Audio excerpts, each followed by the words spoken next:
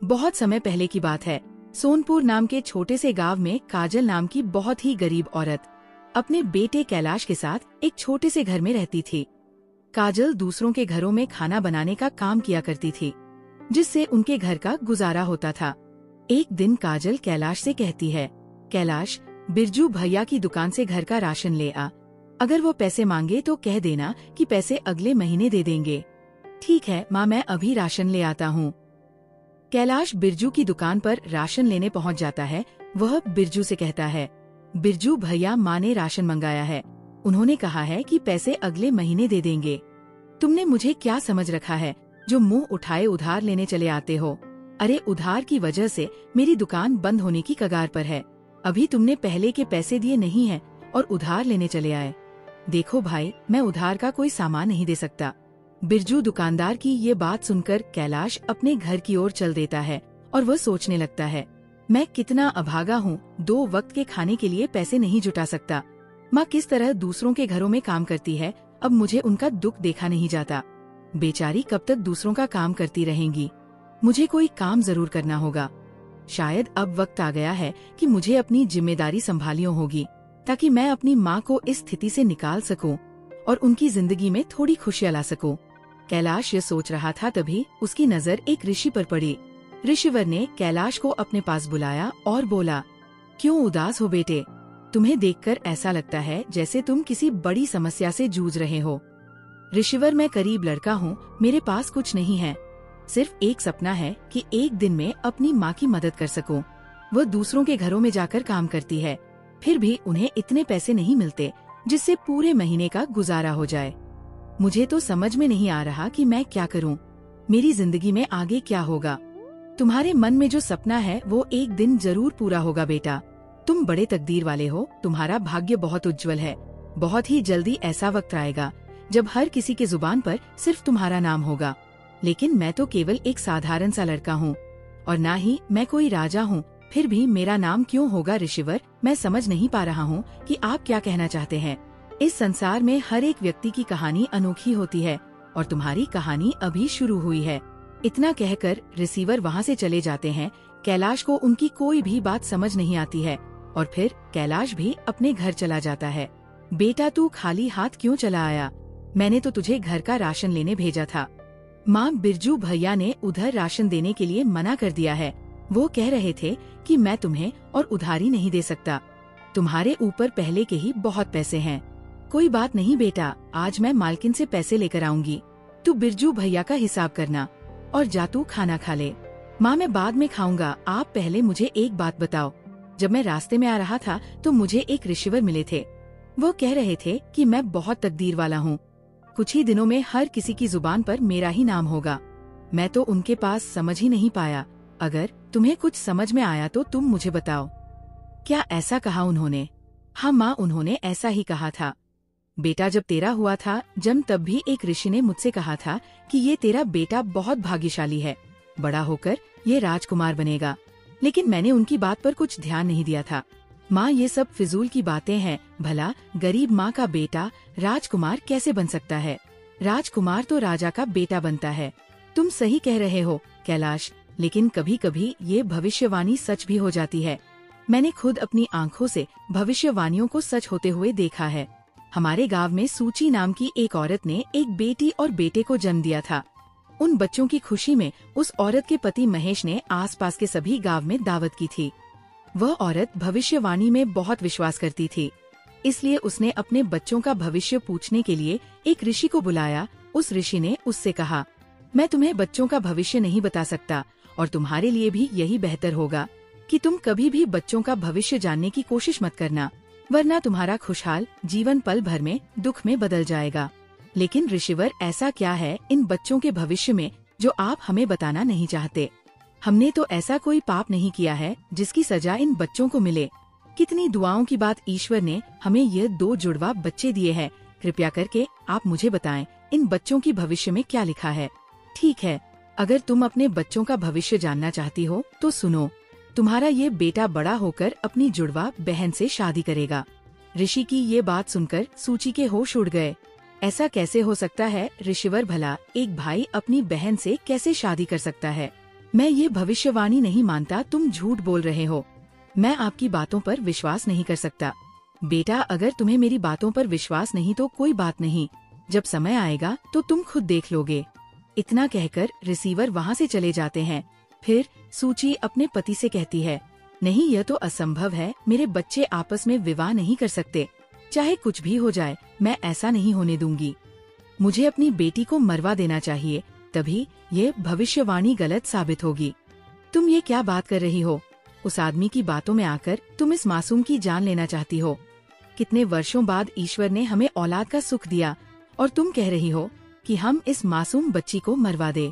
मैं ऐसा नहीं करना चाहती, लेकिन हमें भविष्यवाणियों को हल्के में नहीं लेना चाहिए, क्योंकि ये भविष्यवाणियाँ मेरे जीवन में एक महत्वपूर्ण भूमिका निभाती आई है। कई बार ऐसा हुआ है जब मैं उनकी अनदेखी की है तो मुझे इसका नुकसान उठाना पड़ा।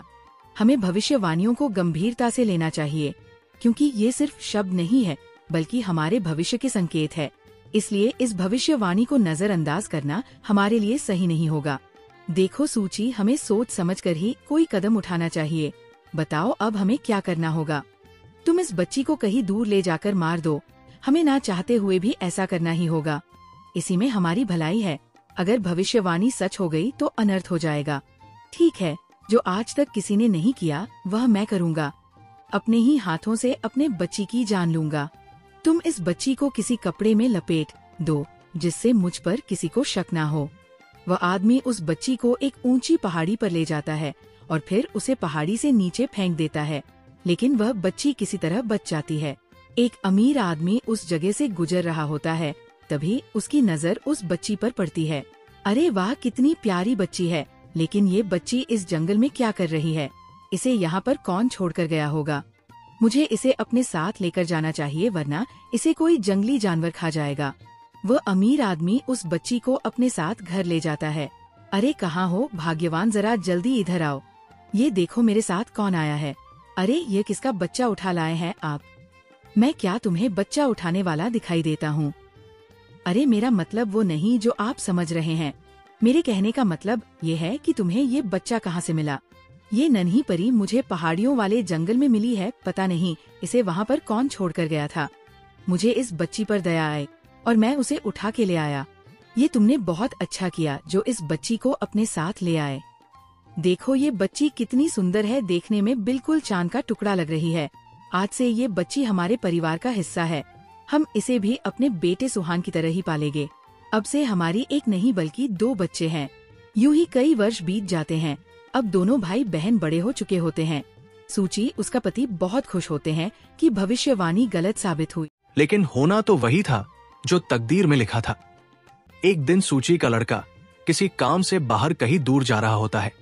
तभी रास्ते में उसकी नजर एक अमीर आदमी की बेटी पर पड़ती है। उसे देखकर वो सब कुछ भूल जाता है। वो अपने माँ बाप को बगैर कुछ बराए शादी कर लेता है और उस लड़की को घर ले आता है। माँ, मैंने इस लड़की से शादी कर ली है। ये सेठ गोराचंद की बेटी है। बेटा, तुझे शादी करने की इतनी भी जल्दी क्या थी? एक बार हमसे पूछ तो लेता, आखिर हम तेरे माता पिता है। हमने तुझे पाल पोस का इतना बड़ा किया है, इसलिए हमारा भी हक बनता है कि तेरे सुख दुख में साथ रहें।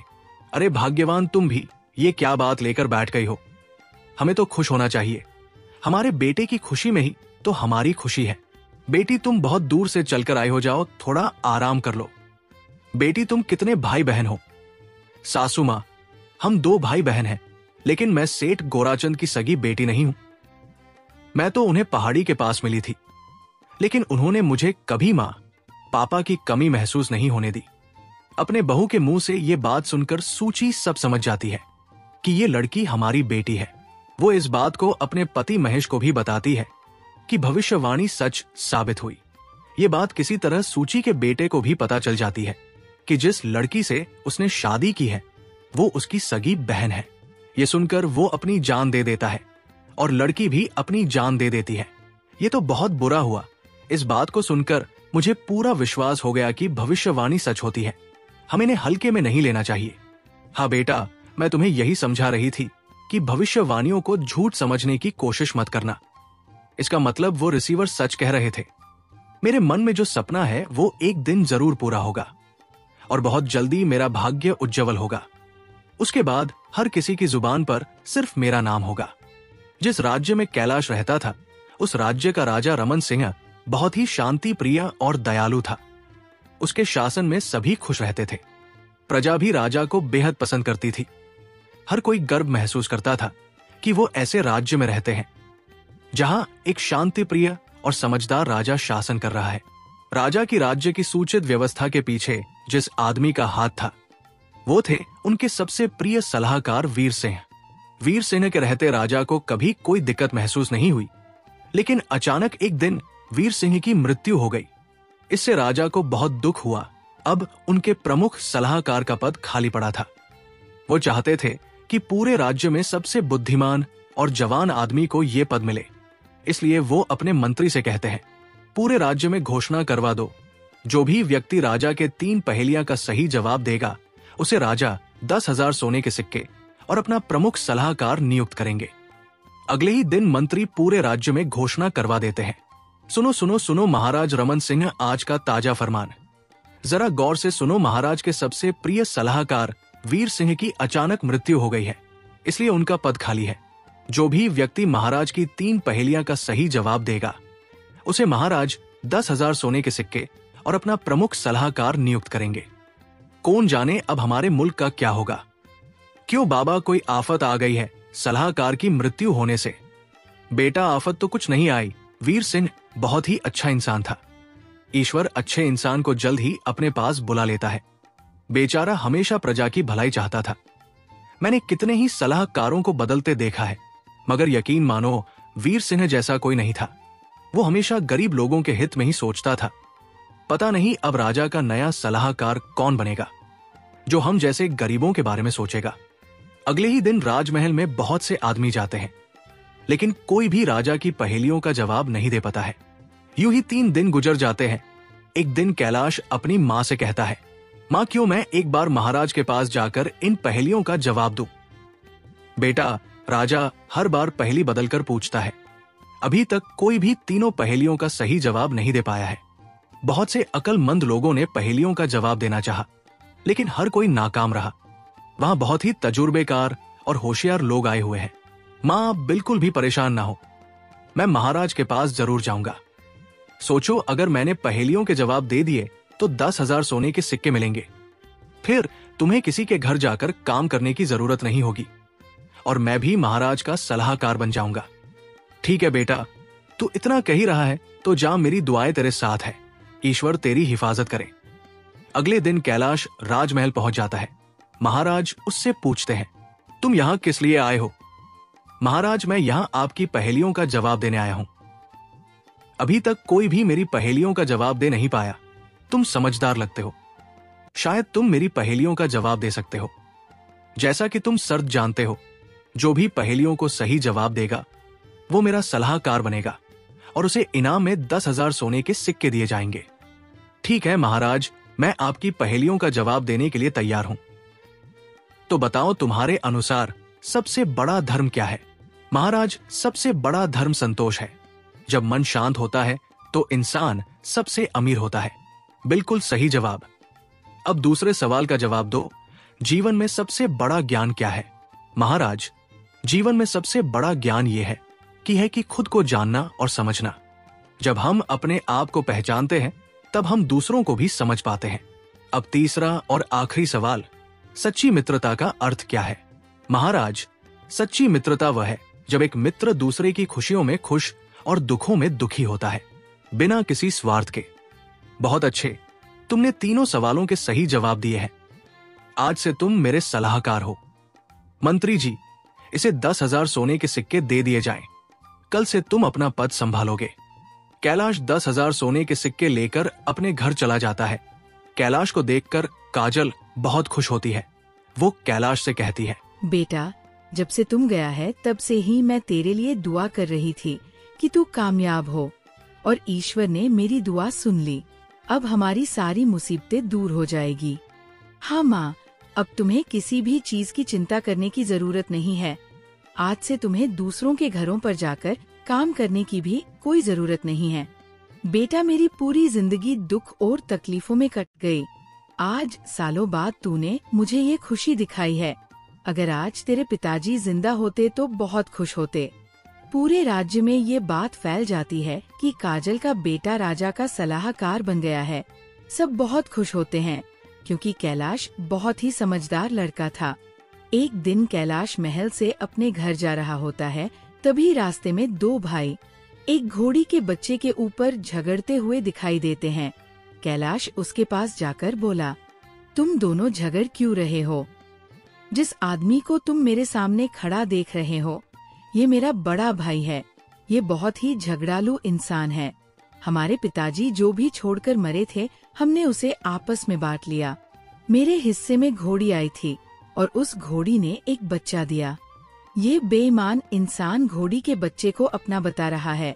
जरा आप इसे समझाइए। जब बच्चा मेरी घोड़ी ने दिया तो वो घोड़ी का बच्चा मेरा हुआ या इसका? ये झूठ बोल रहा है। सालों से ये अपनी घोड़ी को मेरी जगह में बांधता हुआ आ रहा है और इसकी घोड़ी ने बच्चा मेरी जमीन पर दिया है, इसलिए वो घोड़ी का बच्चा मेरा हुआ। जो चीज जिसकी जमीन पर पैदा होती है वो उसी की हो जाती है।